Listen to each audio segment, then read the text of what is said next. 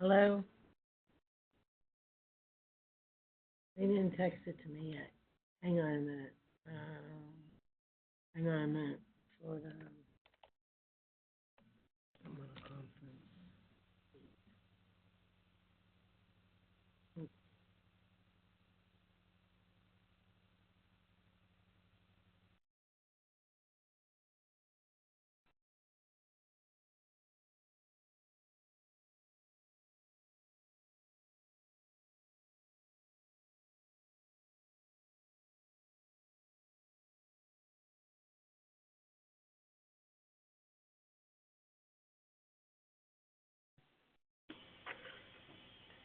Good morning, everyone. I'm Diane Prez, and on behalf of the Florida Alcohol and Drug Abuse Association, welcome to today's webinar entitled Mutual Aid Community Recovery Support Groups. This webinar is being made available through a collaboration of the Florida Department of Children and Families, Office of Substance Abuse and Mental Health, and the Florida Alcohol and Drug Abuse Association. Please note that as an attendee, you are in listen-only mode and will only be able to view your name. If you have questions, please send them to the presenter and me, the host, by using the Q&A panel. The button to open the panel is usually located on the upper right side of your monitor. Please use the Q&A panel to send any questions you may have as you think of them. The presenter will address questions as time permits.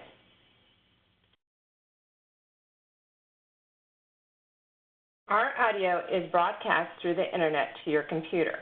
If you experience poor computer audio, there are a few options to try on screen right now. And these options are posted in the chat panel too. So if you are, if I'm breaking in and out, you may want to try and reconnect your computer audio. The other option you may try is the call-in option. If you continue to experience the poor audio through your computer, try rejoining the webinar and call in using the telephone I will call in option. You must be connected to the audio of this presentation and view it on screen to receive a certificate of attendance. So you must be able to view the presentation, the PowerPoint, and also hear, be able to hear the audio. The recording and materials used in today's presentation will be available on the FADA website within 10 business days. To access the recording, go to www.fada.org. Also, a PDF version of this PowerPoint presentation will be emailed to participants within that same time frame. FADA produces many webinars and workshops through the support of the Florida Department of Children and Families to help participants track credits earned through attendance.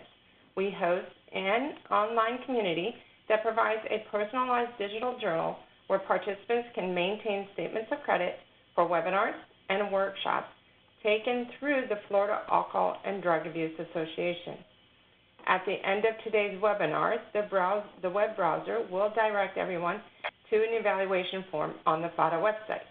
You will first need to register or sign in to your account to complete the evaluation. Information you provide FADA as part of registering remains confidential.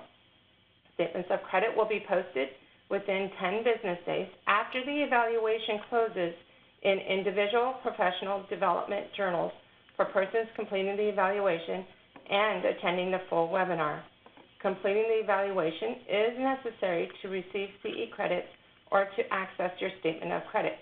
Do note that the evaluation will close at midnight on Friday, September 20th. So this Friday, September 20th, is when the evaluation will close.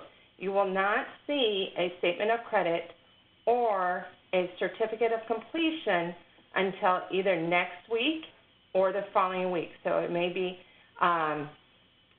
September 30th before you see that statement of credit posted.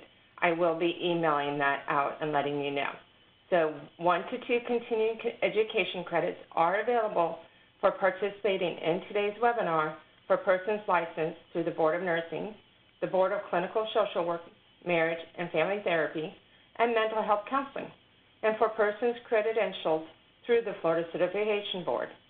If you are a licensed healthcare practitioner, be sure to include your Florida license numbers for reporting to CE Broker when you register with our site for the first time. If you are certified with the Florida Certification Board or licensed outside the state of Florida, you don't need to provide your certification number when you register with our site. Note, please, that WebEx monitors arrival and departure of attendees and provides a report upon completion of the event. We are not permitted to provide contact hours or a certificate of attendance if you do not attend the entire webinar. We are not permitted to provide partial credit. And now, I would like to introduce our presenter, Gabriela Zapata-Alma. She is the Director of Policy and Practice for Domestic Violence and Substance Use at the National Center for Domestic Violence, Trauma, and Mental Health, as well as Faculty and Addiction Counseling Certification Program Coordinator at the University of Chicago. Gabriela brings 15 years of experience working with people living with HIV, impacted by housing instability, substance use disorders, and mental health conditions, as well as survivors of domestic violence and other trauma, providing direct services, training, advocacy, and consultation, and leading programs using a trauma-informed approach, motivational interviewing, harm reduction, gender-responsive care, housing first, and third wave behavioral interventions. Gabriela has provided technical assistance through SAMHSA and other national leaders in best practices. Gabriela has been recognized with numerous awards, including Health and Medicine Policy Research Group's 2018 Health Award and the Illinois Association of Addiction Professionals chapter of NADAAC's 2017 Rising Star Award. Gabriela has provided training and technical assistance related to serving marginalized communities impacted by trauma and other social determinants of health, locally, nationally, and internationally. And now I would like to turn the presentation over to Ms. Gabriela. Thank you so much, Diane. Thank you for that lovely introduction, all that helpful information in the beginning. And thank you so much to SADA and the Florida Department of Children and Families for having me speak today. This is such an important topic, and it's just perfect during Recovery Month. So September's Recovery Month, and I'm so glad to share this information with y'all, as well as just celebrate the experiences and the lives of people in recovery and seeking recovery.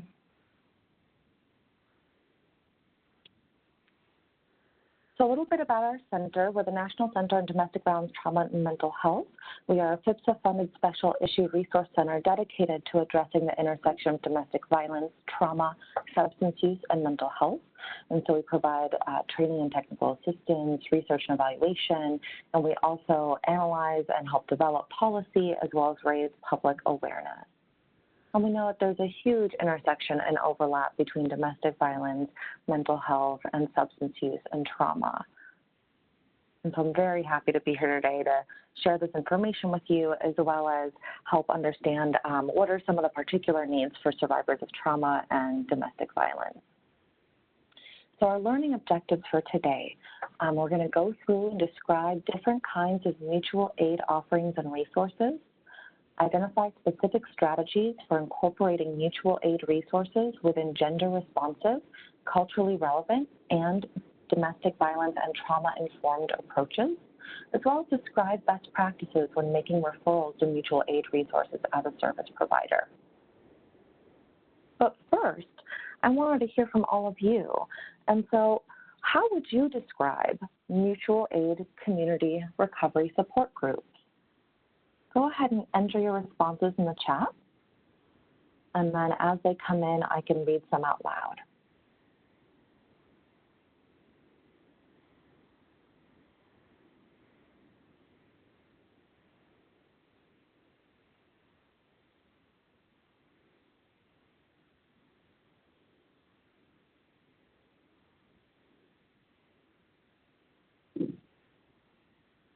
So hopefully folks are finding the chat box to the right. You can start entering your responses.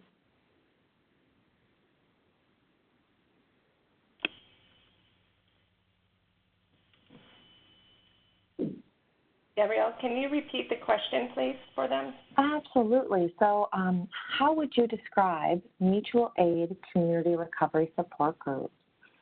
So Junez, non-professional groups comprising members who share the same problem and voluntarily support one another in recovery from that problem. Absolutely.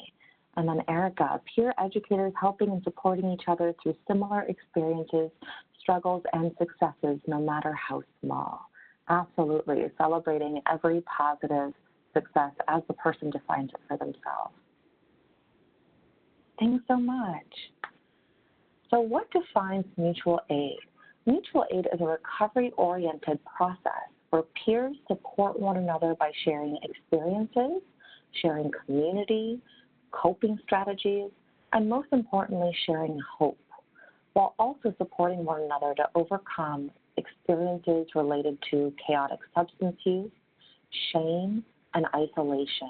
And so with a very understanding of mutual aid being a place that is absolutely free of shame and stigma and actively works against the shame and stigma that is so often associated with substance use, mental health, domestic violence, trauma, right? Any of these things that folks are kind of seeking to deal with. And so I wanted to give some context for mutual aid within recovery-oriented systems of care and our understanding of recovery capital. And so recovery capital is best understood as the collection of the internal and external resources that support a person in their journey of recovery. And so here we see there's 4 main buckets. There's the human piece, that is personal skills that may have come through education, a sense of self-efficacy, so a sense that if I set out to do something that I can have some success in accomplishing my goals, a sense of hopelessness, as well as those personal values, those core values that really anchor us within our lives, within our communities. Then there's the physical aspect, which includes our physical health, access to safe shelter, safe housing, safe and stable housing, I would say, access to meeting our basic needs, financial resources, and also things like healthcare coverage fall into this bucket, so that when I have access to the medical and mental and behavioral health care that I need, and that I not only need but also want to engage those resources, that I have meaningful access to them, safe access to them. Then there's a social component, which is our family, our safe, intimate relationships characterized by kinship, and just our recovery-oriented social support.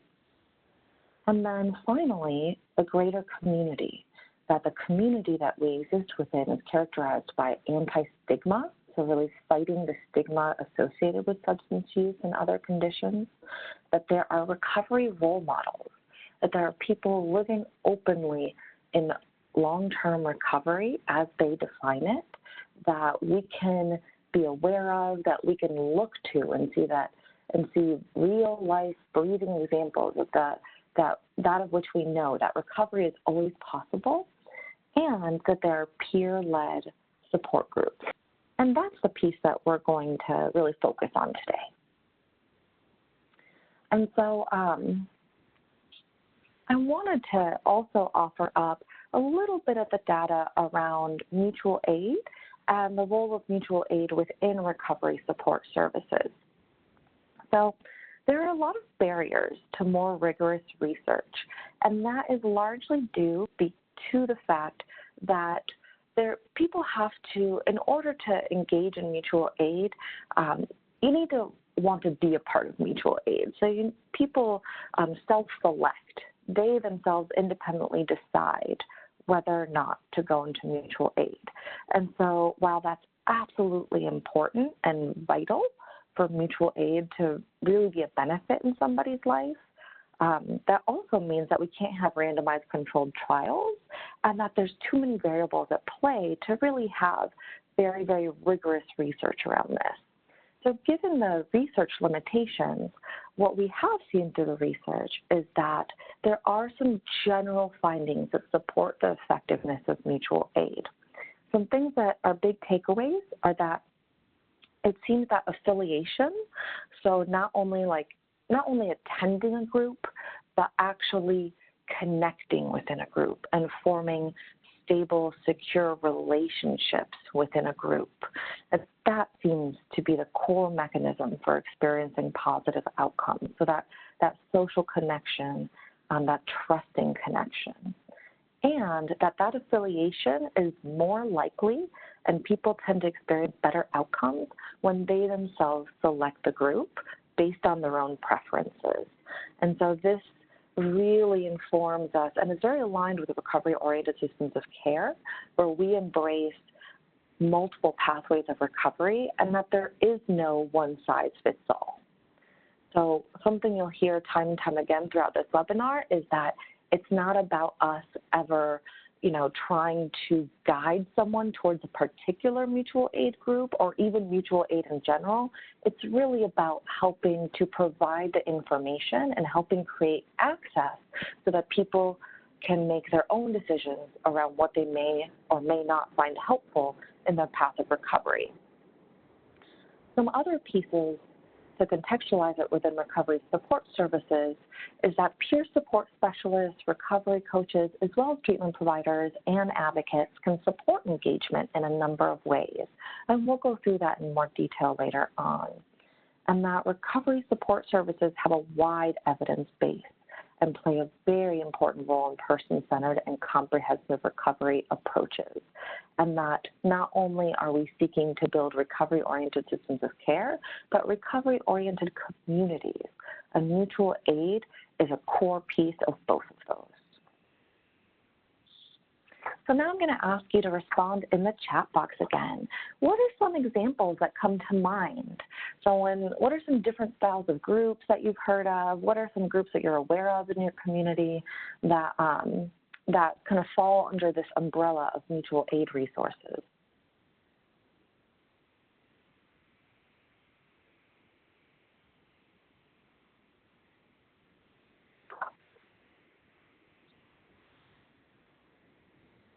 AA and NA, yes, long-standing traditions. EAA,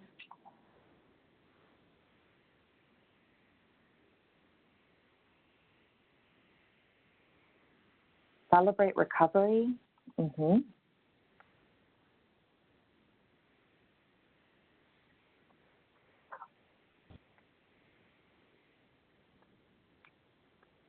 NAMI, the National Association of Mental Illness, absolutely.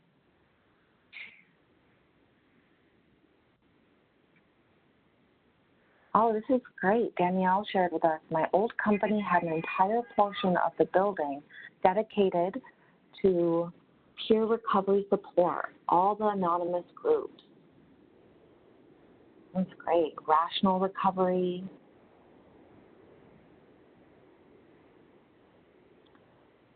Yes, material support. Pad parties where community groups gather feminine hygiene products to be donated to shelters. Great. Thanks, everyone. So here are some examples. So we heard 12-step mentioned. That's often the first that comes to mind, and is certainly the one that has the most in-person meetings available worldwide. Smart Recovery, Women for Sobriety, Life Ring, Moderation Management, HAMS, many forms of Buddhist groups, and many forms of faith-based groups. So some folks might ask why I list Buddhist outside of faith-based. And Buddhist is an interesting bucket in that it kind of straddles faith-based and secular groups, in that Buddhist groups are often based on many of the philosophical tenets of Buddhism, and that there's no need for religious affiliation with Buddhism in order to attend. And at the same time, many people who do religiously practice Buddhism are also find those groups helpful. So there's a little bit of an overlap there. And one example from the And More is 16 Steps for Discovery and Empowerment. We won't talk about that one in detail today, but I wanted to mention it. There's no current in-person meetings in Florida, but many people have posted on their website with an interest to start meetings in Florida. And any one of these groups, if people are interested, they can be started within a community.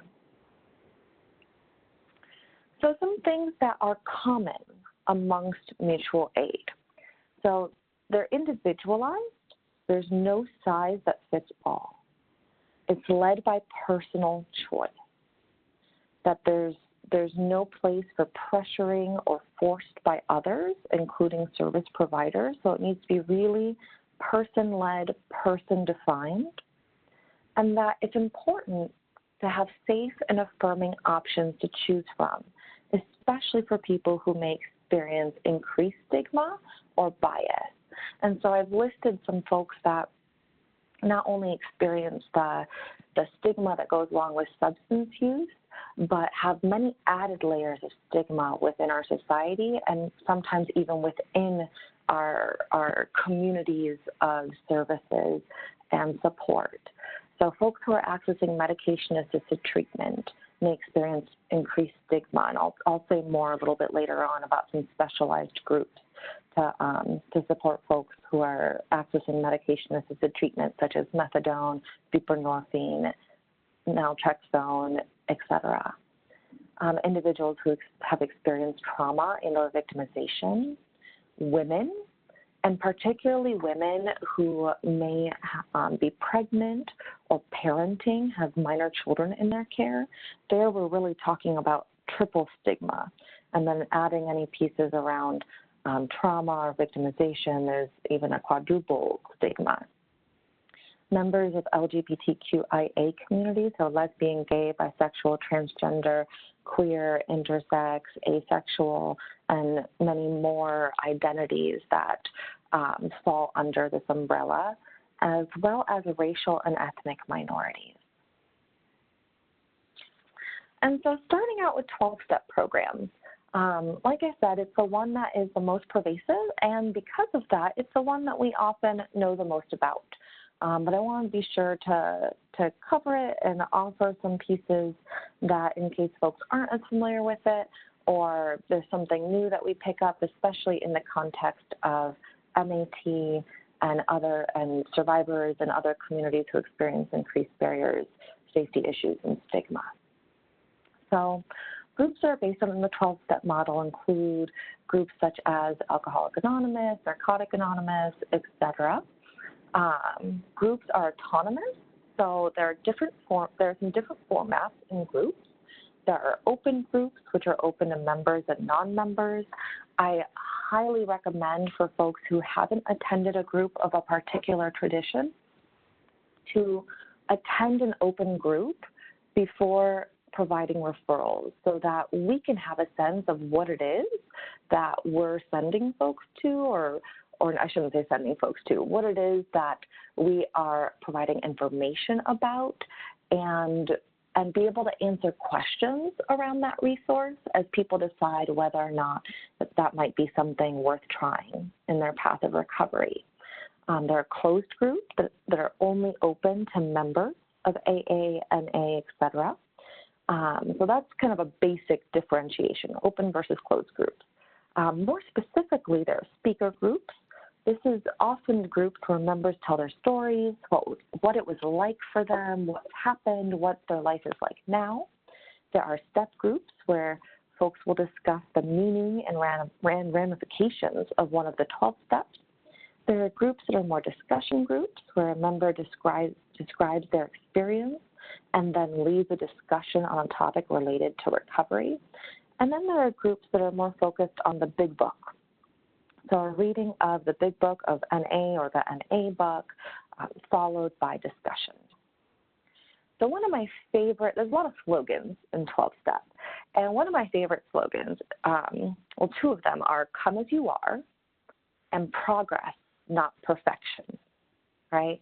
So that really speaks to an openness, a universality, an inclusiveness, a welcoming environment, and, really breaking free of this, we don't expect perfection from you. Don't expect perfection from yourself. That's not what this is about.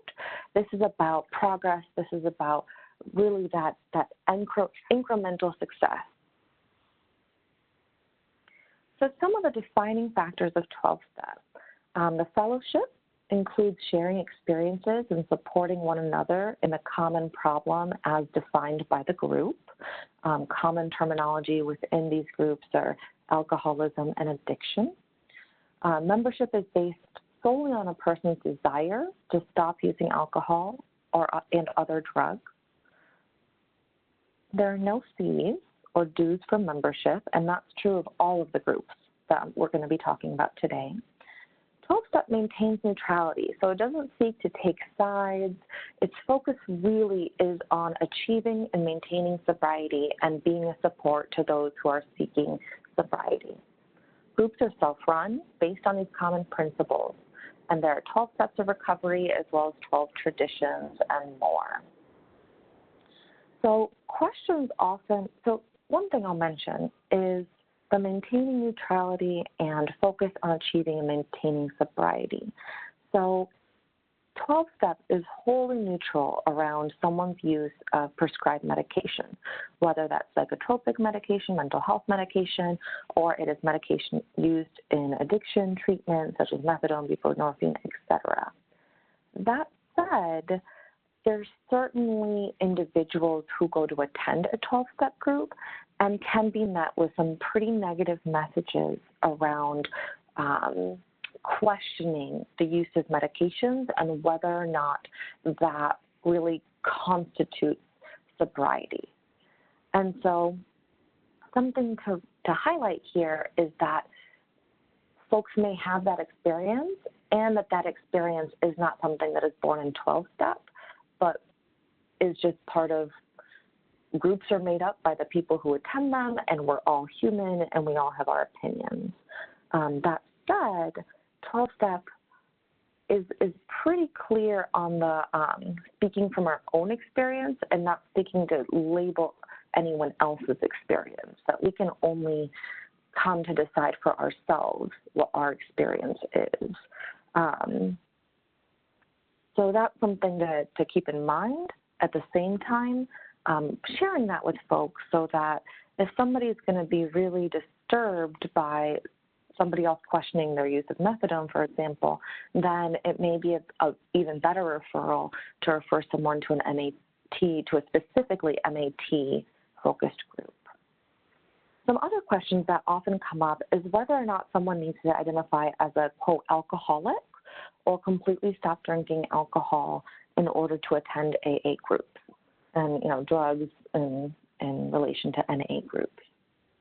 So while AA is an intentional fellowship of people who identify with the term alcoholic, it is also widely supported that only the person can make this determination for themselves. While AA defines sobriety as lifelong abstinence from alcohol with the inability to return to moderated or managed use, AA also makes a point of emphasizing, and I'm going to quote here, "No one checks up on members to determine whether or not they are drinking anything. The answer to this question is that if a person is an alcoholic, touching alcohol in any form cannot be risked," end quote. And so there are certain viewpoints put forth, and at the same time, one's individual decision-making and autonomy is always supported throughout this process. And that's the stance of AA. So there are 3 legacies within 12-step: recovery, unity, and service. Recovery is seen as the foundational step work involved. Unity speaks to the groups and the fellowship So really touching on that social support piece. And then service. Service is talking about supporting and nurturing others, contributing to the common good. And this includes even simpler acts of service, like getting there early and setting up chairs, helping to make coffee, helping to welcome newer members, everything that contributes to the well-being and the fostering of community. And that these are important because they help give us a role and help foster this sense of purpose and contribution to something greater than us.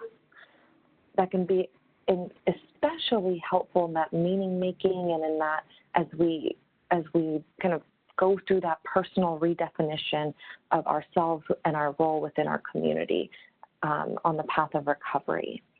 And so one way to support someone who's participating in a 12-step program is to explore with them what they're doing in each of these areas and how that is supporting their overall recovery. And so I often think about this as like a three-legged stool, that if we have a stool with only two legs or one leg, that it's much more likely to fall flat, right, or much more likely to fall over. And so sometimes folks, and it's important to obviously get started with whatever feels more accessible and more relevant to us, but over time we want to help foster these three different areas if someone is working a 12-step program so that there can be some greater balance within their program, and this can often lead to more effectiveness in working this approach. And so I think many of us are already familiar or have heard of what the different 12 steps are. So I have them here not to go over them in detail, but to have them available for folks who may not be as familiar with the 12 steps. So here's the first 7. They're directly quoted from the 12 steps and 12 traditions from Alcoholics Anonymous World Services. Steps 1 through 3 are considered to be the foundational steps. Steps 4 through 5 are about learning what I did to myself. Steps 6 through 7 are about getting back to God or a sense of higher power. And we'll talk a little more about that. Steps 8 through 9 is learning what I did to others. I'll go forward. Steps 8 and 9 are learning about my impact on others. And then the final 3, steps 10 through 12, are considered maintenance steps. Now, as you can see, there's certainly a lot of language around God, higher power, spiritual awakening. And so for some folks that may feel really comforting, for some folks that may not feel comforting. And so this is where, again, somebody defining their own program, somebody's choosing what is going to work for them, what is relevant to them is so important. And I'll talk a little bit more about secular approaches within 12 steps as well as outside of 12 steps. But first, thinking about gender-responsive approaches for women when using 12-step programs. So historically, there have been some challenges for women that women encounter within 12-step programs, particularly women with experiences of trauma and victimization. So here, as a provider, if somebody who either identifies as a woman or has experienced trauma and victimization is interested in 12-step, because we would certainly never push this on somebody if they weren't interested, but if they're interested in 12-step, then there are some different resources that we can help adapt the 12 steps to be more responsive to their unique experiences and the barriers that they may face. So one piece is that can really throw people through a loop is step 1. We admitted we were powerless, right? And for somebody who has experienced trauma and victimization, many times that experience of powerlessness can even feel re-traumatizing. That, my experience has already been characterized by one of powerlessness, and I'm now somehow supposed to embrace that and not have that just be a trauma reminder. And so being able to have that sensitivity, that empathy, that understanding for folks. Now, one way to help people approach that or adopt that if they are interested in 12 steps is being able to really focus in on that. It's not a whole life powerlessness, but that it's specifically powerless over alcohol or powerless over the substance, meaning that I can't just have a little bit, or I can't have a little bit and then also go to work and keep up with my responsibilities or my life pursuits. That the use of alcohol has become, or other drugs, has become in some way unmanageable for the person, but that they still have power over all these other aspects of their lives, choosing where they go, who they associate with, all of those other aspects. And that's very consistent within 12 steps. So that's not a stretch by any means. Another piece is that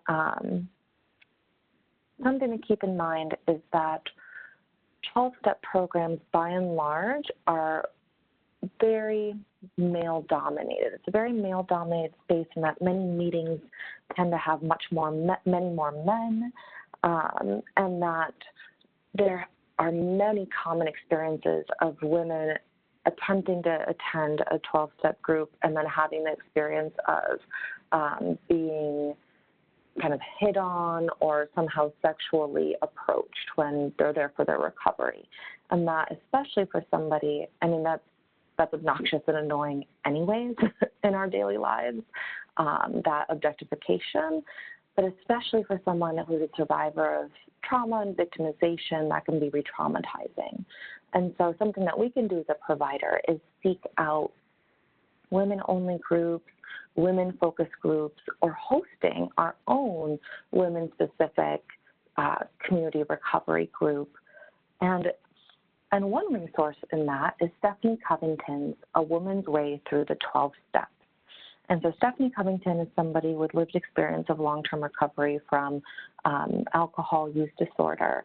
And she has compiled, and this is a long-standing resource, but she has compiled this diverse group of real women's voices and wisdom of how they understand the 12 steps of AA, and offers inspiring stories that are much more aligned with women's experiences, including experiences of what it means to recover in the context of co-occurring trauma, victimization, and alcohol use disorder, which of course can be, all those experiences are also transferable to other substances as well.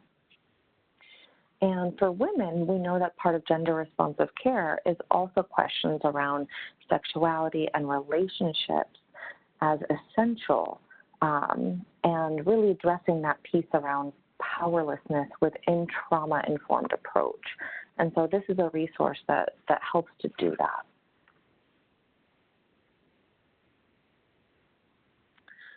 And so looking at 12-step and medication-assisted treatment.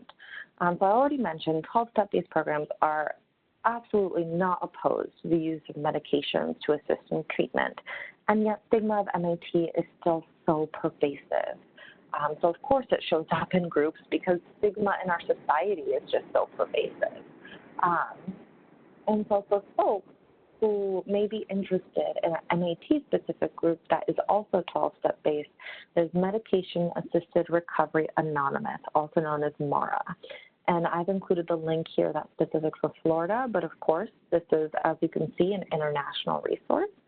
And folks can certainly go on their website, find whatever resource is relevant within their community. There's also some recovery community organizations as well as treatment providers that host their own mutual aid meetings specific for people who use MAT as part of their recovery or because of the need for more MAT affirming spaces. And just to be clear, medication-assisted treatment is treatment, and there should be absolutely no stigma in it. if this is life-saving medication, and people should not be pressured to ever come off of it. It's all about, how is the person doing in their life? Are they able to meet their goals meaningfully? And what do they need and want at that point in their recovery? And then 12-step programs and resources for people with co-occurring substance use and mental health needs. So there are some 12-step-based programs for folks with co-occurring mental health and substance use. There's Double Trouble and Recovery, Dual Recovery Anonymous, Dual Diagnosis Anonymous. And there is some more specific research about this. And what was found is that people, and this is specific to Double Trouble and Recovery, that people who attended both DTR and AA or NA didn't feel comfortable discussing their mental health experiences in AA and NA, but felt that they could talk about their full, both mental health and substance use experiences in Double Trouble and Recovery. And we know that a lot of folks experience both substance use and mental health concerns, and so being able to access comprehensive support around that is really important, especially since they often impact one another. And then 12-step resources for individuals who identify as atheist, agnostic, and or humanist. So for folks who may really bristle at a God or a God concept or a spiritual component to 12-step. There's Secular AA, Beyond Belief AA, We Agnostics AA. There's many in-person meetings across Florida, as well as a book called Beyond Belief, Agnostic Musings for 12-Step Life. Now, I want to offer these resources. I also want to say it's not important. It's not, what's important is for us to not make any assumptions, that we don't want to assume that people come from a certain faith or religious background, just like we don't want to assume that if someone has shared with us that they are humanist or atheist or secular, that they would be wholly opposed to, a spiritual AA program. And I say that because we never want to artificially limit someone's choices. So just like we don't want to push someone in a certain direction or try to convince anyone about, you might still get something out of it, right? Just how we don't want to try to persuade or convince someone, we also don't want to make decisions for them and not share a resource because we assume that they might not be interested. I've had plenty of folks throughout my professional life who have been very, very atheist, scientifically minded, and while I never would have pushed AA on them, they've decided of their, own to try it out and have found they get a lot out of it. I actually had one person, I myself have kind of a dark sense of humor, and I had one person say to me, well, God can be as simple as just the group of us together, that something really magical happens when the group of us together are supporting one another. And so God for me, speaking of when God got mentioned in the AA group, God just means group of drunks. And so that's how kind of he made sense of it, and he really got a lot out of the AA program and fellowship. So speaking of secular mutual aid traditions, that's kind of our segment on AA, and now we're going to be moving into talking more about secular traditions. Smart recovery, women for sobriety, life ring secular recovery, moderation management, HAMS, and there are many more. So SMART recovery, self-management and recovery training, SMART, uses science-based approaches and mutual support in pursuit of cultivating personal empowerment and, quote, leading fulfilling and balanced lives. And so SMART uses science-based approaches, including cognitive behavioral approaches, as well as motivational enhancement techniques, so techniques that are found in motivational interviewing. And it includes in-person groups, daily online meetings, online message boards, 24/7 online chat room, and then there's also a smartphone application available for download. I didn't mention all these different formats for the 12-step programs just because 12-step is so pervasive, so you can find all of these for 12-step. But for these ones that are a little bit newer and a little less available in terms of, you know, not having as many in-person meetings pervasive throughout all of our communities, I am going to list out the different forms of resources, the different ways that they can be accessed. So Smart Recovery uses a 4-point program. It focuses on building and maintaining internal motivation, coping with urges, managing thoughts, feelings, and behaviors, and ultimately living a balanced life. Something that's a little bit unique about Smart Recovery is that meetings are hosted by trained individuals, and trained individuals usually have lived experience of substance use personally or within their family. But something that sets this apart is that all the facilitators are people who have undergone training in facilitating this kind of meeting. And online training is available for individuals to host their own meetings. Some of the guiding principles include recovery through self-empowerment, evidence-based approaches, the concept of acceptance, which is something we see a lot in our CBT, cognitive behavioral and dialectical behavioral, and acceptance and commitment therapy. A lot of our cognitive behavioral-based approaches have that piece around radical acceptance. Collaboration, which we know is fundamental in trauma-informed approaches. Mutual help, and of course, volunteer run.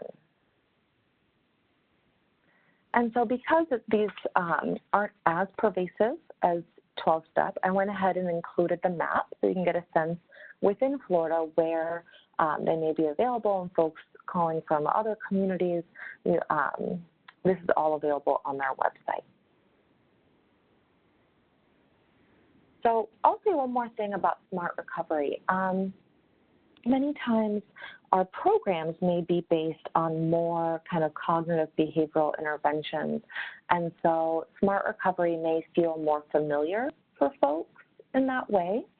Sometimes people also, if folks approach their recovery as much more, we all have different styles, right?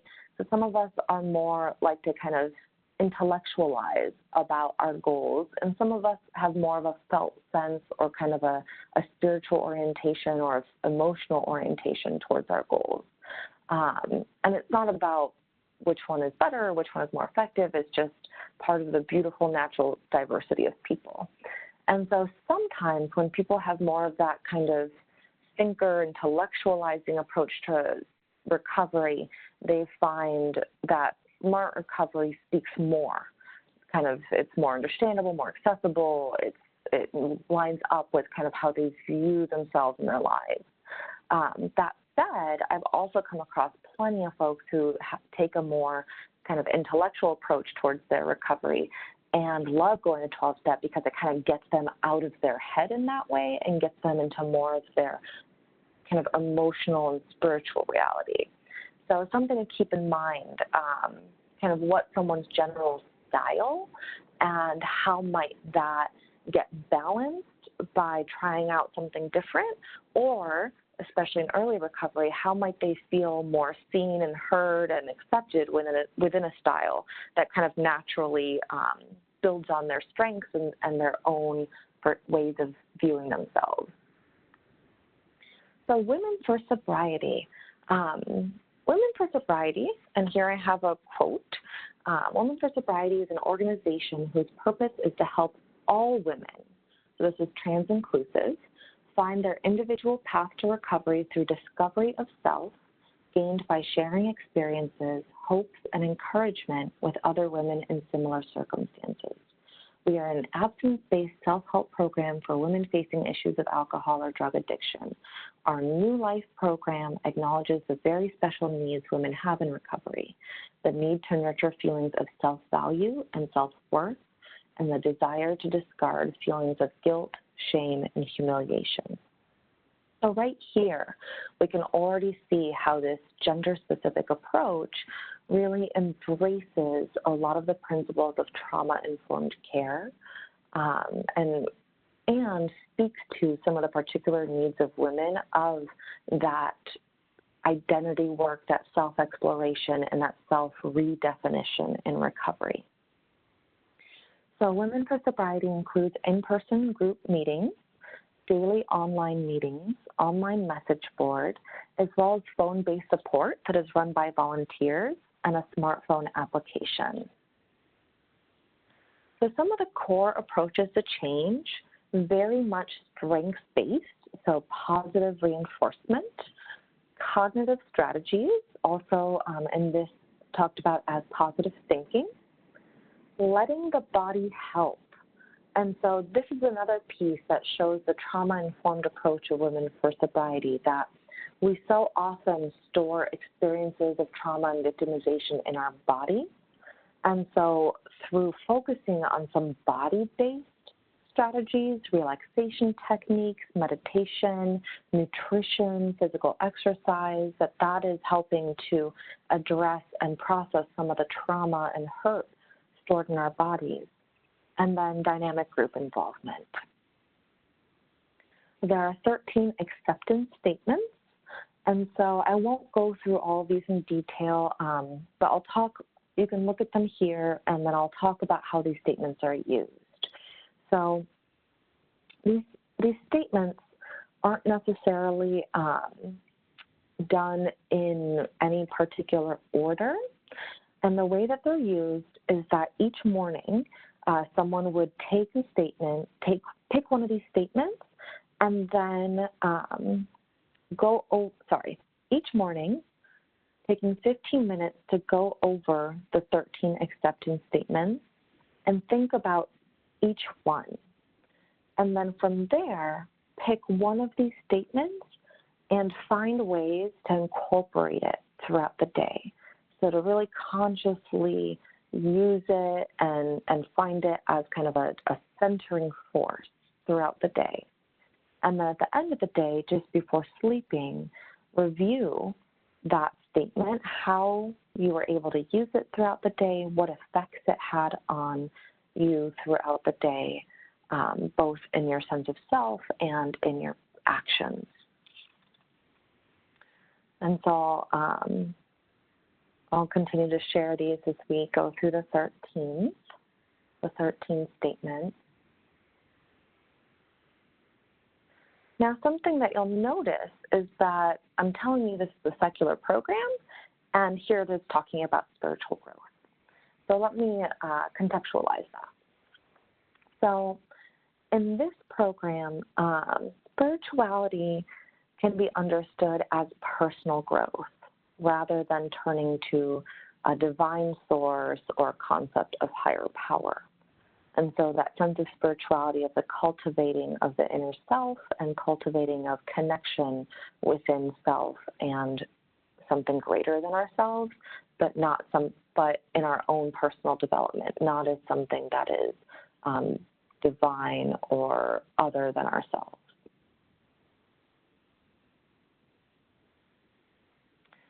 Within this program, there's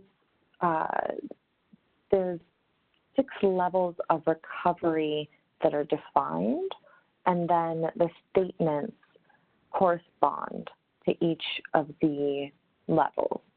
And so for someone who may be self-assessing themselves to be at a certain level, it can also help guide which of the statements they may spend more time with throughout their day. So we see there's an acceptance piece that is similar to 12-step, kind of that accepting.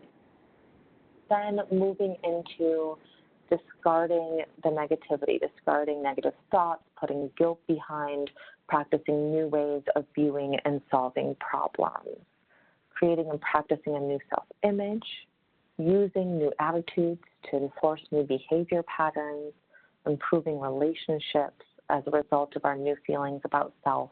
This is something also that is very central to gender responsive care, is that it's relational, right? So often when and really in trauma-informed care, when the hurt happened in relationship, the healing also happens in relationship. And then the final level of recovery, recognizing life's priorities, emotional and spiritual growth, and self-responsibility. And as we see, there are less of these meetings established. There are some available, and there can always be more started if there's an interest and a need. And so with LifeRing Secular Recovery, so LifeRing specifically emphasizes many pathways of recovery and understands recovery as a unique self-empowering process. And so within this, it's many times there's this language around the sober self. So it's kind of finding the sober self within us and then nurturing and feeding that sober self. And that is all supported through positive social interaction. And here's a quote. We think you are the best person to design your own program. You know what's needed in your life and what has to be abandoned. And so something that's emphasized in this program is that individuals are seen as having the internal power to overcome their substance use concerns. So really a departure from any sense of powerlessness, and that cultivating this internal power through individualized strategies and social support and embraces whatever works for the person. The focus is on the current, the present, not on past hurt or the damage caused. And so this can be particularly important for folks who have experienced trauma and victimization, where focusing on the past can be a source of re-traumatization. There's no sponsor in this program, which makes it unique. At the same time, members are seen as all being sponsors to one another, and that mutual support is emphasized in this way. There are in-group meetings, virtual meetings, daily, an online message board, 24/7 online chat room. There's also ePals, who provide support via emails, groups, and they also have videos on YouTube, both about information on the program as well as how to start a meeting. Their main text is called Recovery by Choice, and it's a workbook, and it also includes meetings for people with both mental health and substance use concerns that still are peer-based mutual support. So a typical meeting, sitting in a circle, a short introduction, going around the circle, sharing about the previous week as well as the week to come. Here, open conversation is encouraged, and then it ends with a mutual round of applause. There's no requirement to identify with any label in order to attend, and the only requirement is a desire to be sober. Meetings are smaller in order to encourage participation by everyone who attend. Now, here are the limits to open conversation. Those who speak are expected to be sober at the time of the meeting. No extended storytelling about past alcohol or drug use. No confrontational approaches. No unsolicited advice. We would also call this crosstalk in the 12-step program. No criticizing. So while folks can certainly respond to each other in LifeRing Secular Recovery, which is different from 12-step, which doesn't allow any crosstalk, you just speak from your own experience, there's still limits on, don't just start lecturing someone. No criticizing other forms of mutual aid or recovery. Steering clear of religion and politics, and overall, keeping things positive, keeping things relaxed, and keeping things encouraging. So moderation management, and after we talk about we'll actually go ahead and take a 5-minute break. So hang with me, we're almost at our 5-minute break. So moderation management, now this is really different from the other groups we've talked about so far, in that this is the first group we're going to talk about where a desire for complete abstinence is not a requirement of the group. Now, so in essence, this is a harm reduction approach. We'll talk towards the end of our time together today how to work an abstinence-based program, infusing it with some harm reduction pieces. But this is the first mutual aid resource we talk about that is specifically harm reduction-based. So moderation management is mutual support for individuals who are concerned about their alcohol use. It emphasizes personal responsibility over choice to moderate or abstain from alcohol use and invites self-assessment and self-management at much earlier phases of, quote, problem drinking. So this group really focuses on how do we offer support for folks before they get to a point where they would identify with a label such as alcoholic, and so that people don't ever kind of have to get to that point. How do we provide support earlier? The only requirement to be a member is to have concerns about one's alcohol use. So there's no kind of, you don't have to have arrived at any solutions or decisions, but just to kind of be a little worried about your alcohol use. It includes in-person group meetings, online message boards, 24/7 online chat room. There's a smartphone application, and then there's also an annual event that takes place every January called Dryuary, and it's when members volunteer to abstain from alcohol for the month of January and receive group support. So MM has 9 steps. Here we see attending meetings or online groups to learn about the program. So the first step is just getting familiar with the program. Then from there, abstaining from alcoholic beverages for 30 days and completing steps 3 through 6 during this time. So this mutual support program, while it is based on moderation, it does start out that path with a planned period of abstinence while some skills are built, while there's some reflection and social support accessed, and then folks, if they decide to return to an attempt at moderate drinking, then are guided and provided with some resources to guide, well, really self-guide their journey. So reflecting on how drinking has affected their life, writing down life priorities, really looking at how much am I drinking, how often am I drinking, when am I drinking, learning. And then the 6th step during that abstinence period is learning what the definition is for moderate drinking.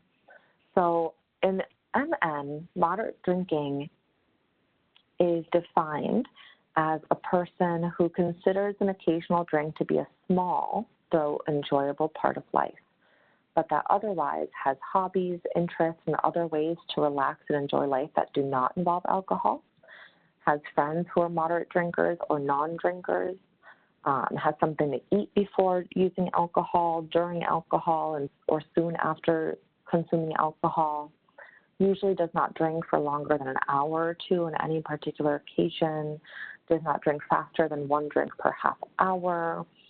There's a recommendation of not exceeding 0.055 blood alcohol content, and then and there's ways to calculate that for oneself. And then feels comfortable with their use of alcohol, so never drinks secretly, doesn't spend a lot of time thinking about drinking or planning to drink.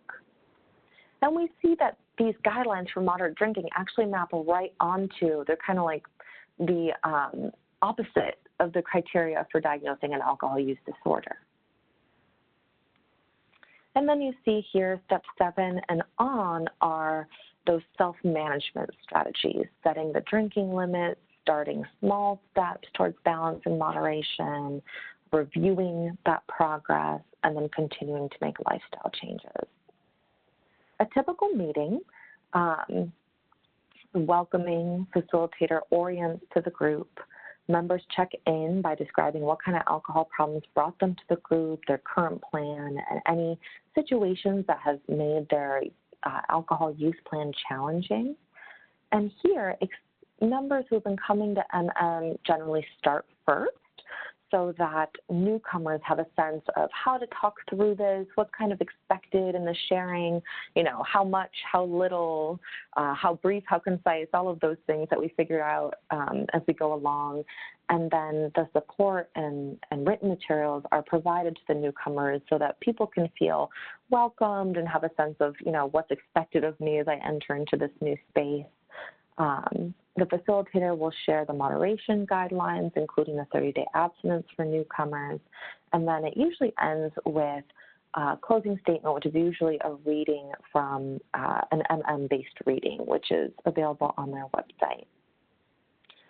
Discussion is encouraged depending on the group size, how comfortable familiar group members are, and the facilitator's style. And the facilitator helps support the expression of multiple viewpoints and that different voices can be heard and different viewpoints are expressed. Some of the core values: members take personal responsibility for the recovery from a drinking problem. People helping people is the strength of the organization. People who help others to recover also help themselves. Self-esteem and self-management are essential to recovery, and members always treat each other with respect and dignity. And moderation management seeks to have and engender a very realistic approach around alcohol use. So moderation management is not saying that every single person who has struggled with alcohol use will be able to return to a moderated or balanced alcohol use, but does emphasize that every person needs to make this decision for themselves and figure this out for themselves, and that no one else can kind of label or tell someone whether or not that could be a reality for them in the future.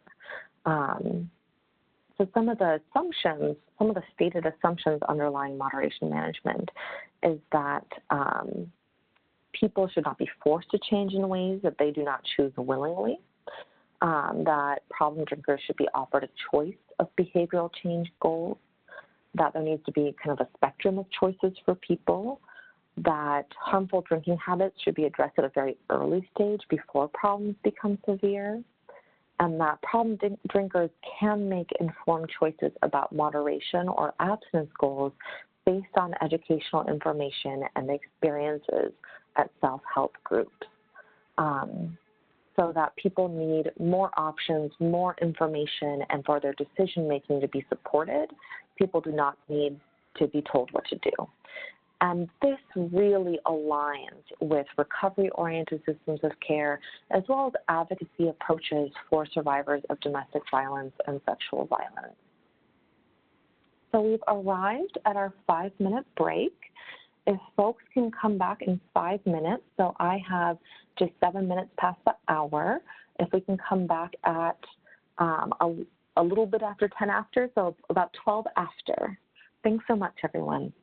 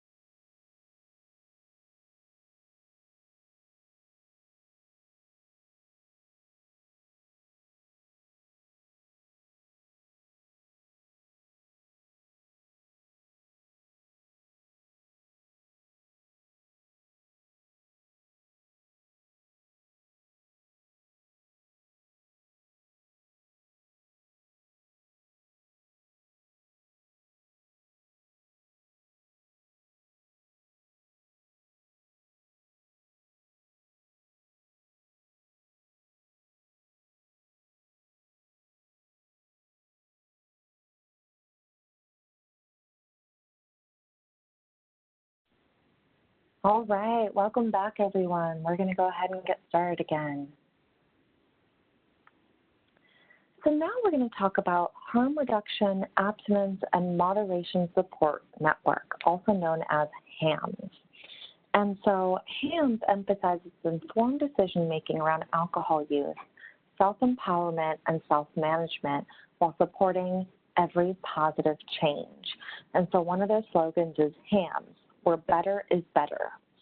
So HAMS has similar values and concepts as moderation management, with the exception that there isn't a focus necessarily on only people in earlier phases of problematic alcohol use. In their words, quote, "It does not matter how much or how little you drink. If you want to make a change, you are welcome here," end quote. So HAMS provides tips and options that can help while avoiding any prescriptive or authoritarian approaches.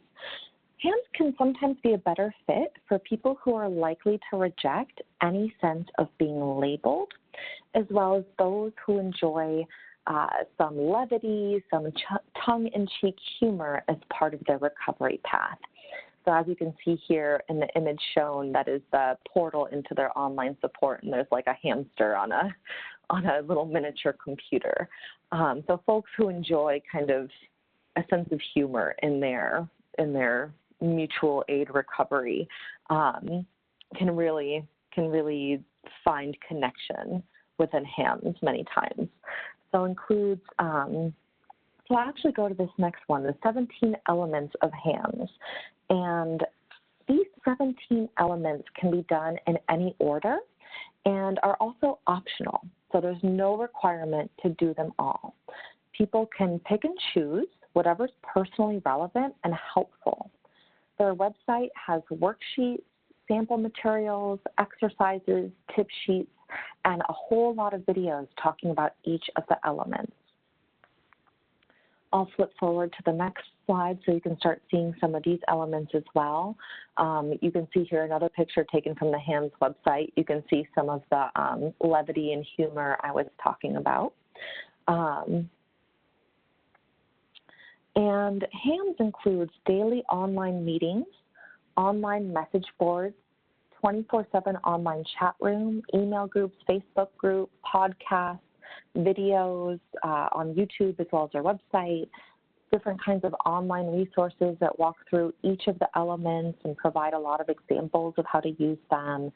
And then finally, the HAMS book, which is How to Change Your Drinking. And the preface is by Alan Marlett, creator of relapse prevention therapy and one of my personal heroes, and with an introduction by Pat Denning, who's the author of Over the Influence and Harm Reduction Psychotherapy, two books that I highly recommend and were very important in my professional development. HAMS does offer in-person meetings, but there's none available in Florida. That said, you could always start one. And now I wanted to mention also faith-based mutual aid resources. So we talked about 12-step, which many would consider to be a spiritual program. We talked about secular approaches, and now specifically faith-based mutual aid resources, which are almost always some kind of 12-step plus a faith tradition. So these do tend to be use kind of 12-step as an organizing framework. So there's White Bison Wellbriety Circles, which are both faith-based within Native American traditions as well as culturally specific. And there are meetings for these in Florida as well. Overcomers Outreach, Celebrate Recovery, which someone mentioned at the beginning, Jewish recovery communities, and there's a couple there, Meladi Islam, the CADC Society, and then Buddhist Recovery Network. And I wanted to speak more specifically to the Buddhist Recovery Network, as this is a growing body of mutual aid resources, a quickly growing body that many people are starting to access and find benefit in. So these are mutual support groups using concepts and practices from Buddhist traditions. So very often are going to include meditation and mindfulness as one of the core components. Some of the groups pair Buddhist teachings with 12 steps, some don't. Some are completely kind of outside of 12 steps or just alongside 12 steps. It's open to people of all backgrounds, so don't need to be Buddhist in order to attend or don't need to identify as Buddhist. Some focus on more complete abstinence, while others embrace multiple pathways, and of course volunteer run just like the rest of these. So some of the things that come up in these programs is that parallels between the experiences of the hardship of substance use is parallel to Buddhist conceptualizations of suffering and paths out of suffering to substance-related difficulties. I mentioned that meditation, mindfulness are a common aspect of these, but no previous experience with meditation or mindfulness is needed. That said, if folks, are introduced to mindfulness and are like, I hate this, I hate this, I hate this, I would never want to sit in a room and of people doing this as part of my recovery, then while we certainly can provide information on Buddhist recovery meetings, probably not going to be the one that they select. Unless it's something that they really are interested in and they're just looking for a good challenge. Sometimes we love a good challenge, right? There's many forms of Buddhist mutual aid. There's recovery dharma, heart of recovery, which comes out of the Shambhala tradition, refuge recovery, and others. Now, something I want to mention that's particularly important to note for individuals who are supporting survivors of domestic and or sexual violence, that both Shambhala, which is Heart of Recovery, and Refuge Recovery have struggled with sexual assault and abuse issues within leadership and by individuals in trusted positions of authority. They both had investigations in 2018. So while this webinar remains neutral on whether or not these abuses impact the benefits someone may experience by participating in these programs, since at the end of the day, mutual aid programs tend to be self-run by peer volunteers, it is important to note this recent history, especially when considering referrals for individuals who have a history of trauma or victimization. It could be potentially re-traumatizing for someone with a sexual assault history to learn kind of out of the blue that they are attending a mutual aid group whose founding leader has recently been investigated for sexual assault and abuses. So that said, Recovery Dharma is a newer group created by board members that departed Refuge Recovery after the sexual assault allegations and investigation against the founder. Its main focus is on supporting members in local meetings that are self-run by peer volunteers. And Buddhist meetings typically include readings, which is part of the Dharma, meditation, discussion, and community, also known as Sangha. So the Dharma, this is the application of the Buddhist concept to the experience and problems of substance use. So the Four Noble Truths comes from Buddhism, and here it is applied in the context of substance use. So there is suffering. We commit to understanding the truth of suffering. There's a cause of suffering. We commit to understanding that craving leads to suffering, so specifically there, craving of the substance. There's an end to suffering. We commit to understanding and experiencing that less craving leads to less suffering. And there's a path that leads to the end of suffering. We commit to cultivating the path. So very much parallels the Four Noble Truths from Buddhism. There are different resources available. There's an online library of free mutual aid resources, including information on running meetings, meditations, guide for mentorship, and their book, Recovery Dharma, How to Use Buddhist Practices and Principles to Heal the Suffering of Addiction. There's also women-only online meetings. And then here's a map to show kind of the different communities that they are currently running in. And this is a map that is any Buddhist-affiliated meeting, including mindfulness recovery. And for additional mutual aid resources, so I've gone over some of the major groups today, but there's so many more. And in understanding that the more options someone has, the better their outcomes are going to be, because the more likely that folks are going to be able to find something that really speaks to them, that they can feel connected within. And that we know that so often the experiences of substance use can result in intense experiences of isolation, especially as we seek to make changes in our substance use. And so here is a great resource from Faces and Voices of Recovery. I'm such a huge fan of theirs. And here's a specific link for their mutual aid resources. So here's a question for y'all to type your responses in the chat box. With so many different resources, how can we tell what might be helpful for someone?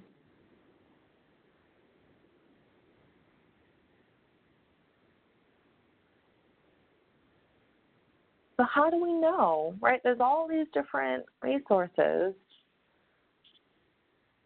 How do we know what might be helpful for someone?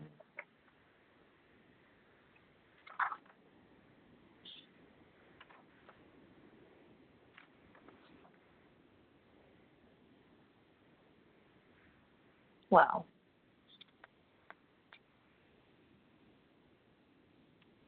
let's see. Assessing their individual needs as well as the pros and cons for each individual group, then having them check out the group with the suggestion of checking it out 3 times, seeing what it's like. Listening to their problems and needs and considering age, race, gender, past traumas, current urges, etc. Ask them what they want. Yes, Rebecca. Self-report, demographic data about long-term outcomes. Absolutely. You know, it's interesting. I once attended a really great training on 12-step, and they had on one side of the list people who tend to benefit from 12-step on the left side, and on the right side of the list, characteristics of people who don't tend to benefit from 12-step. And it was the first time I saw so many of my different characteristics listed in the same place. And it was an interesting experience, because while I have certainly nothing against 12-step, it was like, you know, not male identified, my racial and ethnic minority, not Christian, you know, like all of these nonconformist, all of these characteristics of mine. It was the first time I saw them listed in one place.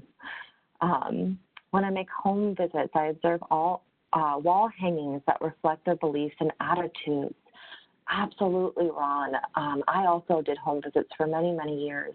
And there's so much that we can learn about folks in their own environment and get a sense of what's important to them, what they value, where they're at.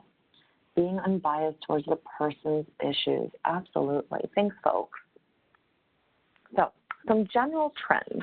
Like I said, it's hard to study this, but we do have some general trends from research. So folks who attend Smart Recovery, LifeRing, Women for Sobriety, as compared to those who attend 12-step, tend to be less religious, tend to have more education and income. And this one, I think there are a lot of reasons why this might be.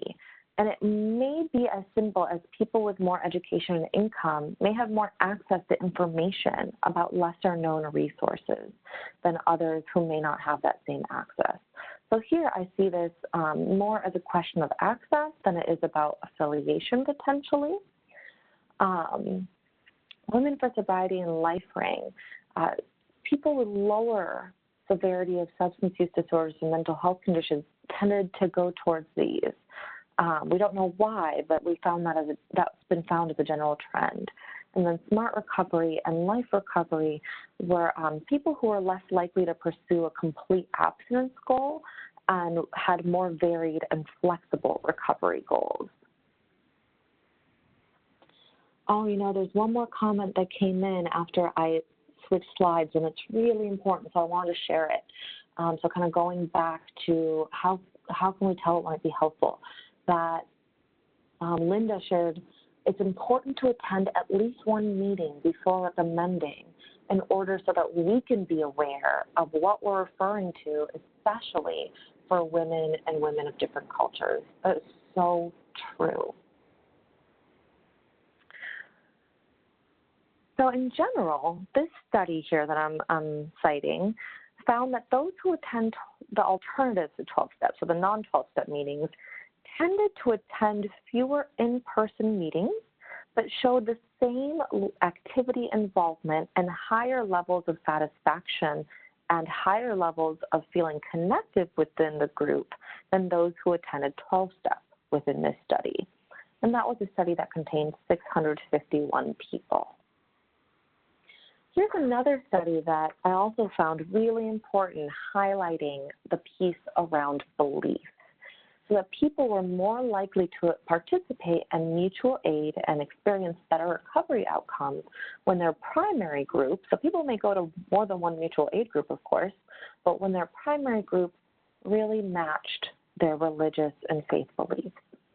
So religious people were found to be more likely to participate in 12-step and Women for Sobriety groups, and non-religious people were much less likely to participate in 12 groups. Now, Smart Recovery actually was the one group they found out of the ones that they included in their study where belief really didn't have much of an impact. So I found that particularly interesting. And belief in this context refers to all beliefs, whether it's religious, spiritual, secular, agnostic, atheist, humanist, etc. And this was 1,067 people were included in this study.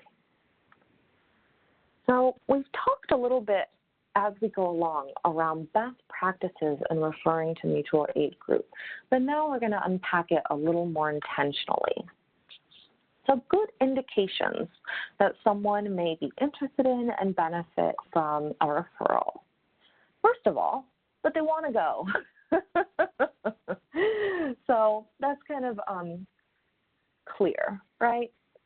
The best indication for someone is that they're actually interested and want to go. People who have a limited recovery support network, that a recovery support network may have been interrupted for many reasons, one of them being experiences of attempting to flee domestic violence, the different kinds of stigma that happens, or the ways that family bonds can sometimes be so strained by the problems of substance use that people really have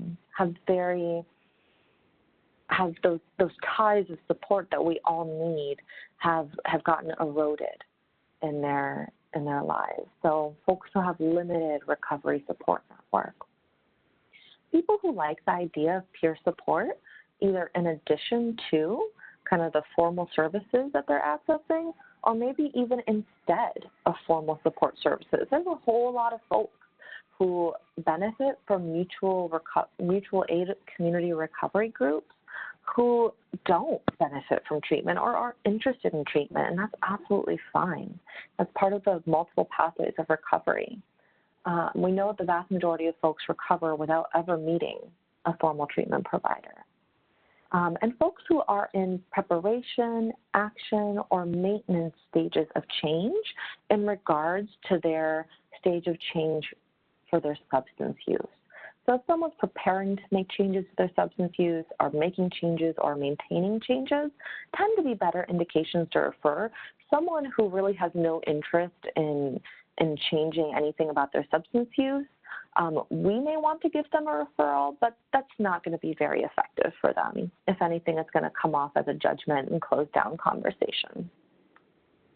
So before providing a referral, become familiar with the resource, the principles, the different types of meetings and formats. Learn some of the slogans. What do they mean? What's some of the language? And attend an open meeting. Attend more than one open meeting. Get a sense of what is the feeling that people get when they're there. I can even think of, is the meeting hard to find when you get to the building, right?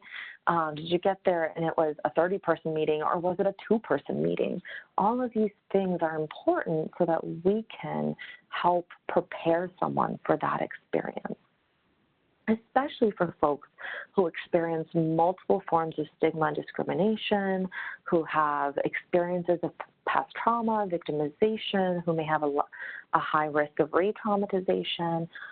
Everything that we can do to help people prepare and anticipate for what they might come across and find and experience when they try something new is going to support them in accessing and trying out this new resource. And then if folks really like it and they keep going and they come back to us, it's really important for us to understand what are some of the concepts in those resources so that we can weave it in to the support that we're providing for them. Exploring past experiences with mutual aid. If somebody's already tried out a mutual aid group, finding out more about that. What, if anything, did they find helpful? What, if anything, did they find not so helpful? Did they notice any changes in themselves or in their patterns of use when they were attending meetings? Inviting that reflection and getting a sense of what it's been like for them and how does that inform their current needs, goals, preferences, expectations. Expanding access. So we can expand access in so many ways. One way that can be really simple is having accessible materials for folks just available where they don't even have to ask us for it, and they can just get a sense of what different resources are out there and start finding out and getting a sense of what they might be interested in. So offering information to an array of mutual aid offerings and styles. Having that available in accessible formats, multilingual informational materials. Having our organization host community meetings if there aren't any safety concerns within, and what I mean specifically is that if we're a safe shelter, we can't necessarily open up a community meeting, or if we don't have a dedicated community space where the confidentiality of clients in our program can be maintained because of not having kind of a dedicated sectioned off community-focused space, then it's not a good idea for us to host a community meeting. But many times we can, if we do have those safe spaces to host, that can be a great way to create access for the people that are accessing services with us, as well as people who are alumni of our programs but still want to stay connected and come back and be a part of the community. And having technology resources available so that people can access online mutual aid support. Now, something that we have found, unfortunately, through our research is that when people are experiencing domestic violence, then many times the person who is abusing them will try to interfere with their attempt at recovery or accessing any kind of recovery support resource. This is a pattern that's called substance use coercion, where the violence and the exertion of power and control is really targeted at the person's substance use, and there's also mental health coercion, which is targeting their mental health.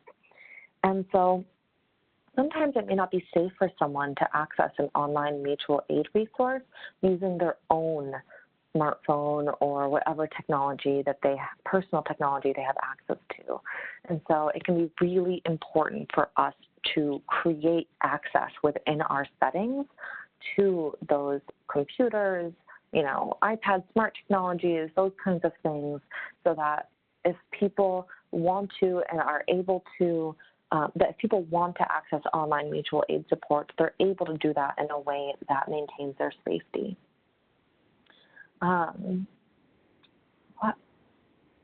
Now, if we aren't able to offer kind of those community meetings on site, we can really get creative here by offering some closed meetings on site that supplement our existing program services. So not instead of the services we provide, but really adding to. And then those services can be facilitated by a peer support specialist, a trusted and vetted volunteer who is in long-term recovery. There have been some DV shelters who have had, a board member who's in long-term recovery, who's a trusted person who has been volunteered to run a closed private mutual aid support group. So we can get really creative here.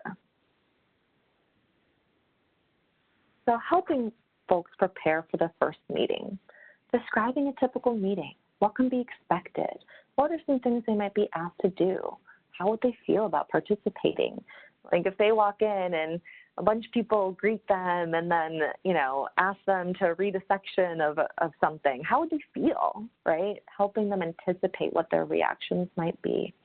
And what might be some of the norms of the group based on the meeting style and type. So using 12-step as an example, it may be helpful for someone to understand the idea of crosstalk and how meetings discourage members from giving one another feedback or questioning what someone has said.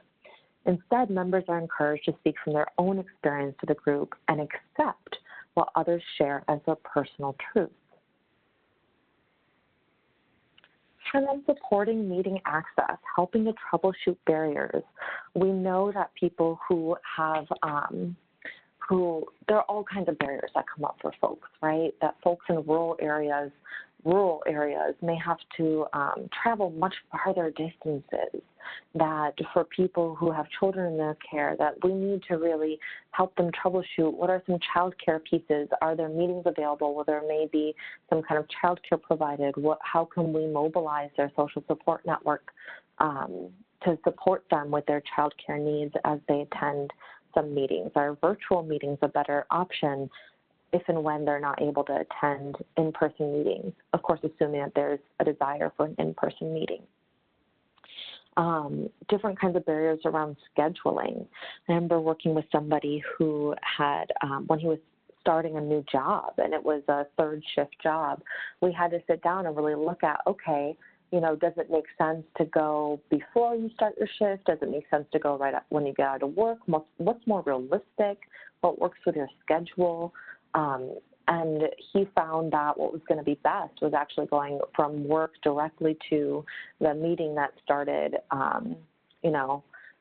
right after his work shift, very, very early morning hours before going home and going to sleep. And then safety considerations, especially important for people who have experiences of trauma and victimization. Are there groups that someone may be likely to run into someone that has previously abused them or victimized them?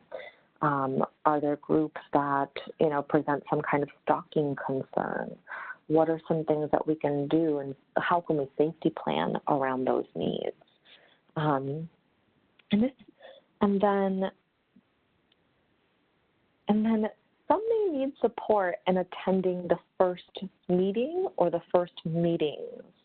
And this is something great for recovery coaches, peer support specialists, someone in the program, as one of the service providers to go with someone to an open meeting. I've certainly gone with folks to an open meeting to get used to the first meetings, and not, obviously keeping their confidentiality. When I go with someone, it's just I'm just here like anyone else. We just came together. But to provide that support and that can really broker meaningful access for people who have experiences of trauma, victimization, social anxiety, or like myself are just shy introverts, and the idea of going somewhere new with a bunch of strangers for the first time can feel somewhat overwhelming. And if there are very few or no open meetings in the area, we can also, we can always ask the meeting chair, with the person's permission, of course, if we could accompany them to the meeting, or we can offer to accompany the person to the meeting location and then just kind of work nearby if we have the capacity to work remotely, and then talk afterwards, meet up afterwards, debrief how the meeting was, or talk by phone afterwards and debrief the meeting. A lot of times people just need some support in getting over that kind of initial anticipatory anxiety, especially if someone has had experiences of past negative experiences. And planning ahead, what would be supportive after the meeting? So in the meeting, there can be, especially in certain meetings, if there's meetings that are more about sharing personal experiences from the past, there can be reminders of substance use situations that come up during the meeting, including hearing other people's experience of substance use or running into past acquaintances and people we've used with. And so some people may experience cravings to use substances after they attend a meeting. And if folks aren't aware of that being a potential experience, and if folks don't have the chance to kind of plan around that experience, people can get really, really upset and distressed. And I think that's something that I've commonly heard is, oh, I tried going to, this meeting, and all it made me want to do is drink. Just people are talking about drinking, all I want to do is drink, right? And so what can be helpful here is helping folks to make a plan for structured and supportive activity after a meeting where they can really mobilize their self-soothing and all the skills and pieces that help them in their ongoing recovery. This phenomenon is also a reason why a lot of times at meetings, people kind of get together and say, hey, do you want to get a cup of coffee afterwards, so that they can continue to support one another and spend time together. And then, of course, after the referral, following up and debriefing. How'd it go? What was it like for them? How'd the meeting fit in with their goals? Would they want to try a different meeting? Maybe the same program. Maybe just that group of people wasn't really the one for them. I can think so many times of women coming back from meetings and going, oh, it was all men. Like, I felt so uncomfortable. And then being able to find listings of women-specific meetings, if that's something that they're still interested in trying out. And our position here is really one of gentle curiosity, of coming alongside and affirming the personal strengths and growth while empathizing with any difficulties. Right? So if someone comes back and says, oh gosh, it was all men, I felt so uncomfortable, rather than responding with, well, why do you feel uncomfortable around men? They're just men or something, right? Being able to say, oh, I could see how, yeah, that would feel uncomfortable. It makes a lot of sense. I wonder if it would be helpful to look at some women-specific meetings. If that's something you'd be interested in. And then ongoing support for mutual aid participation. Sometimes people like to use self-recording forms where they track the meetings they attend and the experiences they have at each meeting, so the things they like about the meeting, the things they don't like about the meeting. This can be especially helpful before someone's found a home group, a place where they feel really comfortable and they start really crafting those deeper bonds with people. Now, I want to emphasize that I'm not talking about using forms to mandate attendance at meetings and then check up on people attending meetings, but this is all from the viewpoint of us not requiring or prescribing the use of mutual aid, but offering resources for people to self-explore, self-reflect, and then intertwining that within the services that we provide. Requiring the use of mutual aid could lead to situations that are re-traumatizing if a person feels forced to attend, and they pose safety threats for survivors of domestic violence and or sexual assault. So our approach is to share information and support engagement in ways that the individual defines as helpful and supportive. And then helping to kind of connect between some things that they're learning and concepts in the mutual aid group within things that we provide, so that it doesn't feel like people have to learn two completely different languages, or that the things that we're talking about with them feel really at odds with the things that they're hearing in their mutual aid. Sometimes people feel really kind of trapped between two worlds in mutual aid and professional support services, and that's something that's really important for us to help address and build bridges around. So here we'll talk about what are some common concerns that come up that may seem like contradictions between formal treatment and support approaches and concepts that come up in mutual aid, and how we can reconcile these differences. And because of time, I'm actually going to skip this question. So feel free to think about it on your own, past experiences and how would have been some of the kind of potential contradictions between mutual aid and the services you provide. Now, this next section is going to focus on 12-step for a couple of reasons. One, the pervasiveness of 12-step, And two, because the alternatives, the 12-step approaches, tend to use many cognitive behavioral strategies and tend to use many strategies that are easier to align with the services that we provide. And so sometimes the bigger kind of potential contradictions seem to come up with 12-step, and so that's why I'm going to focus on it. So specifically 12-step and behavioral treatment. 12-step has a framework of, on the left side you see kind of what is the apparent contradiction between 12-step, and on the right side, behavioral treatment.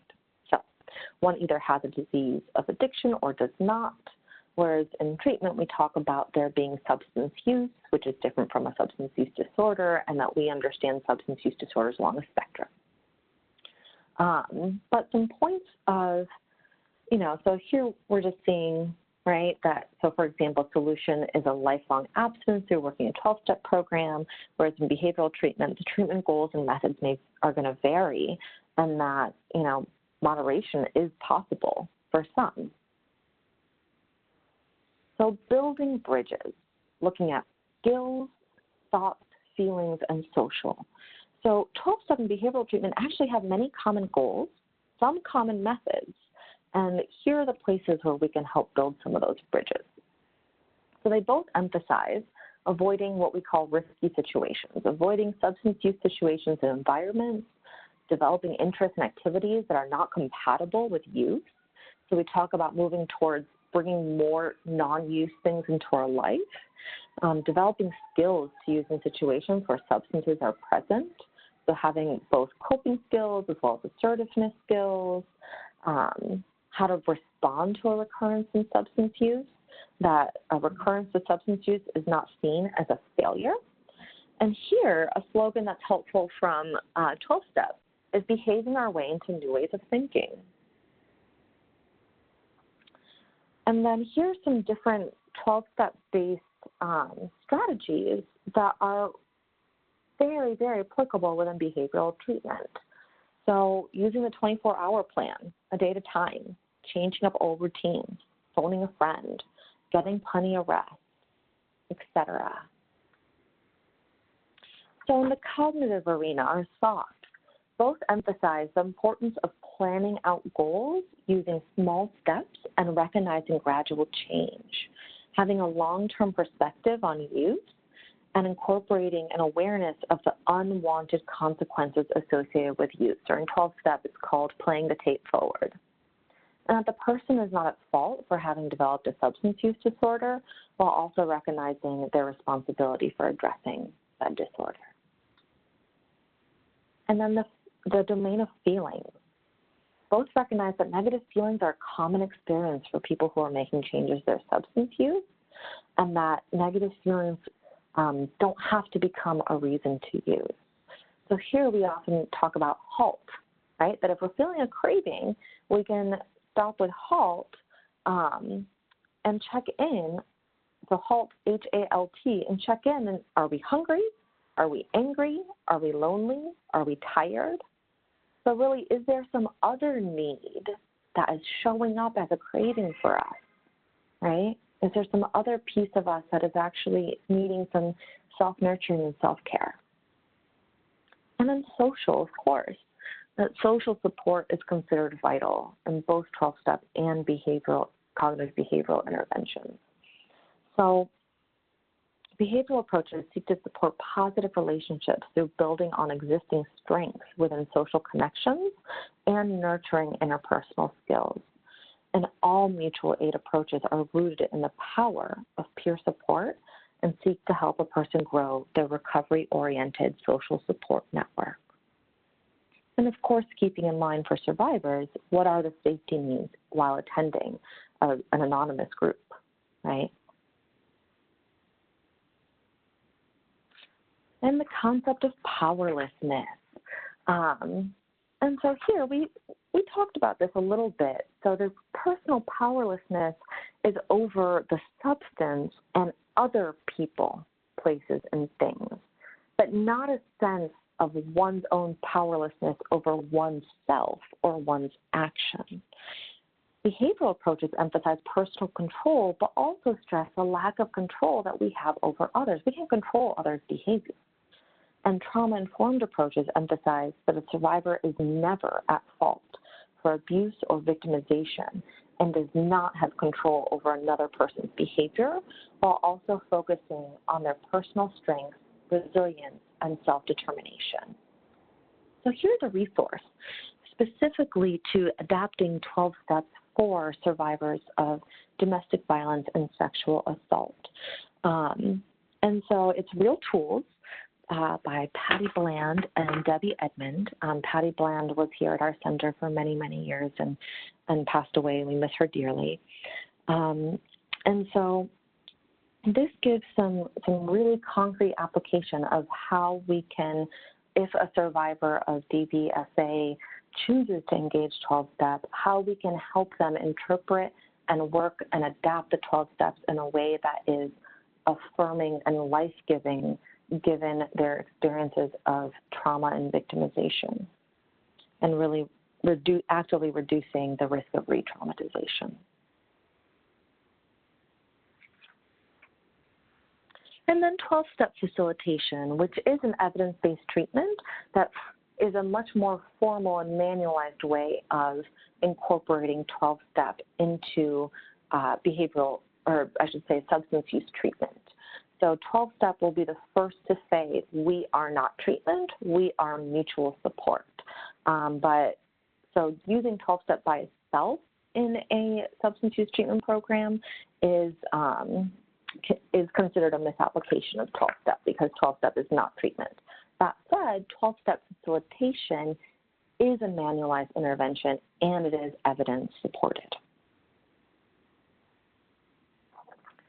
And finally, I promised to talk more about harm reduction. Can someone work a 12-step program and harm reduction program at the same time? Of course we can. We can do anything. So harm reduction and 12-step, the twain shall meet. So here is a quote from Bill W., co-founder of AA. So while it can seem like harm reduction and 12-step are at complete odds with another, and while it is true that there are many aspects of both that make them seem like opposites, there's also a lot of shared perspective and values of autonomy, self-determination, pragmatism about doing what works and moving on from what doesn't. So here are some shared perspectives. Some quotes from 12-step. The only requirement for membership is a sincere desire. Come as you are. Attraction, not promotion. Keep coming back. And how that aligns with many of the core values of harm reduction of inclusiveness, acceptance, engagement, relationship building. Progress, not perfection is another way of saying supporting any positive change as the person defines it for themselves. 12-step, sometimes slowly, sometimes quickly, sometimes slowly, right? If he doesn't want to stop, don't waste your time. Never force yourself upon him. Let him draw his own conclusion. On the harm reduction side, we talk about meeting people where they are, going at their own pace. This is also true of trauma-informed care. In 12-step, many roads to recovery, we surely have no monopoly, and simply lay out the kit of spiritual tools for his inspection. And on the harm reduction side, understanding that our role is helping the person develop a buffet of options and never directing or pushing or persuading someone to one specific or set of specific approaches. So what can we do next? Learning more about all the different options, attending some open meetings, expanding access through openly sharing information about all the different options, supporting people with trying out different styles and getting the most of any style that interests them. I've helped many folks work harm reduction programs who have chosen to attend 12-step meetings and have found that their decision-making capacity around their substance use was enhanced when they would attend a meeting that day. So it's about doing what works at the end of the day. And then supporting survivors' access to mutual aid through helping to anticipate and plan for safety concerns, as well as adapting mutual aid approaches to be more trauma-informed. So here's some additional resources on our website. We have our Tools for Transformation, Becoming Accessible, Culturally Responsive, and Trauma-Informed Organizations. We have the coercion related to mental health and substance use in the context of intimate partner violence. This is a toolkit that is specifically for behavioral health and primary care providers to become more responsive to DV as well as mental health and substance use coercion. The relationship between intimate partner violence and substance use, which is an applied research paper. And then we probably have time for one or two questions.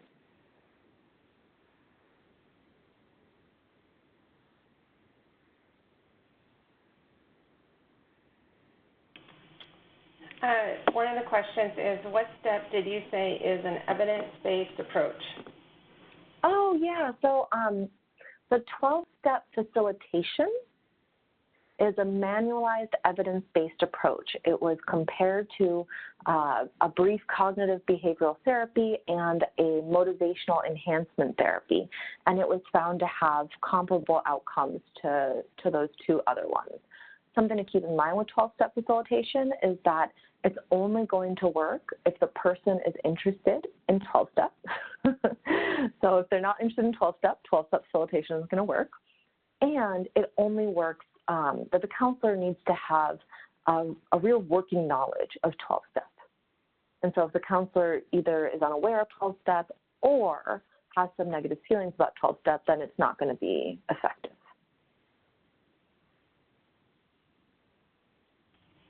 And the other question is, will you be able to send out a list of the resources mentioned throughout the training? So so the different resources, there should be links for everything in the training, which I know will be posted in the training library online. And then if there was something that wasn't in, and I know the recording and the slides will be listed on FADA's website. It's one of the things I love about working with FADA. And then if there's something I mentioned that wasn't written in the slides or was hard to understand, please, please, please feel free to reach out to me. Here's my contact information.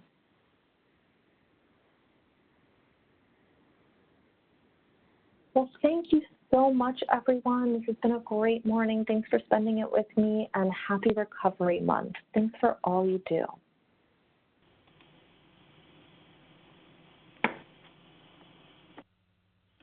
Thank you, Ms. Gabriela, for being with us today and for your knowledge and experience. And now I would like to turn this over to conclude this webinar.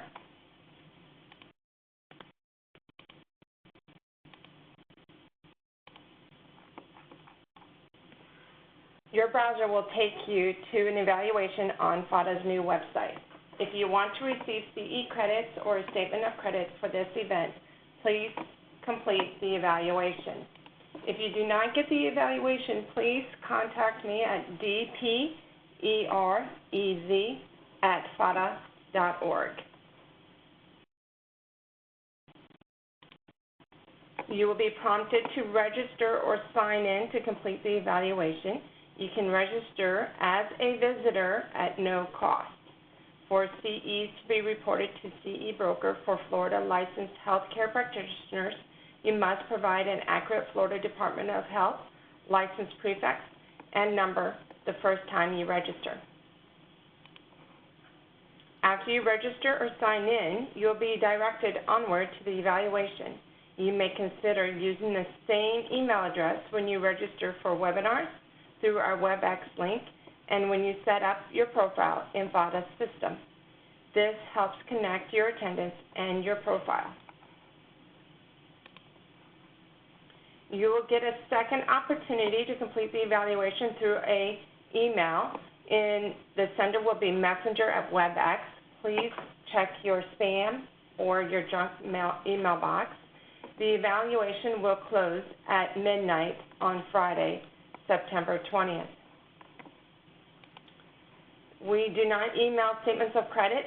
Instead, after we verify attendance and completion of the evaluation, a statement of credit will be generated as a journal entry within your profile. So after you do the evaluation, it will not immediately be posted to your profile. I will send an email notifying you that it has been posted to your profile. Thank you for participating in today's webinar.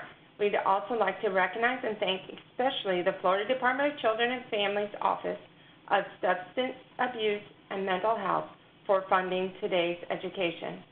Have a great rest of your day, and please hold for the evaluation.